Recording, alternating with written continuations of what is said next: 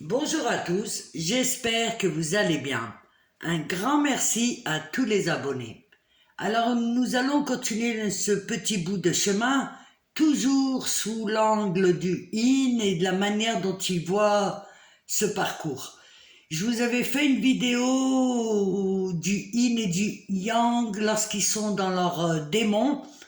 C'était très caricatural mais très révélateur de dire lorsqu'on bascule vraiment dans le sombre, qu'est-ce que ça peut devenir comme ces deux polarités. Alors, le yin et le yang, le fond et la forme. Alors, comme vous le savez, le yang, c'est bien la forme. C'est lui qui détient l'ego, c'est lui qui avance et qui est en quête d'amour. Lui, il sait que l'amour existe et c'est lui qui chemine et qui transforme, transcende tous les obstacles, tout le négatif que le yin lui présente. Alors le yang, lui, va cheminer petit à petit, il va avancer sur le chemin en rencontrant des obstacles que le yin lui aura mis. Ce qui s'y passe. En fait, dans le yin, il y a cette profondeur et des choses qui sont vraies. Mais avant d'arriver à la profondeur, les choses qui sont vraies, il faut qu'il se débarrasse, transmute toute sa charge négative qu'il porte dès le début. Parce que lorsqu'il a rencontré son yang, bien avant qu'il chemine, il a vu cette lumière, il a vu cette vérité, il a vu l'amour véritable.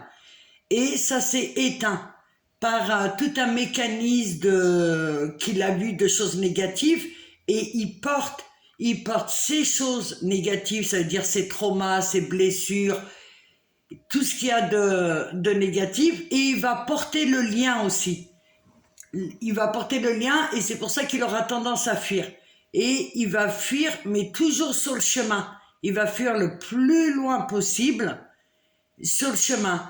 Et le yang, lui, comme il a la forme, il a les choses, c'est lui qui va avancer petit à petit, qui va avancer dans le chemin concrètement. Et c'est le yin qui met les obstacles. J'insiste là-dessus pour que vous puissiez comprendre la mécanique.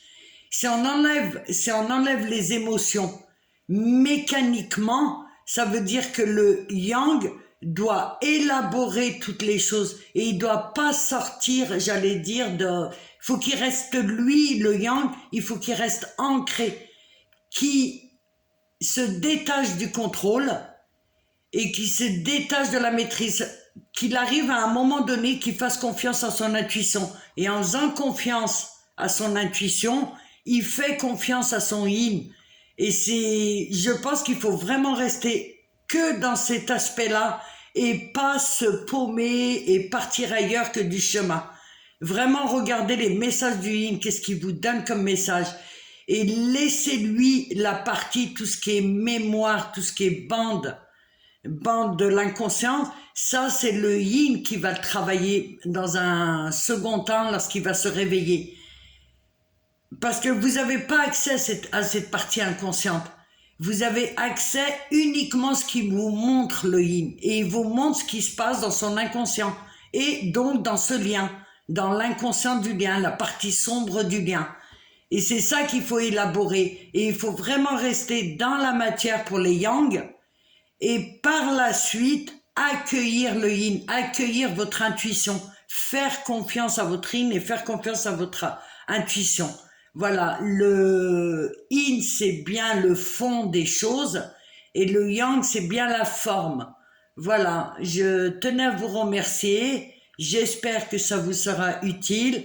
Un grand merci pour les tipeurs qui m'encouragent dans mon travail et je vous dis à très vite.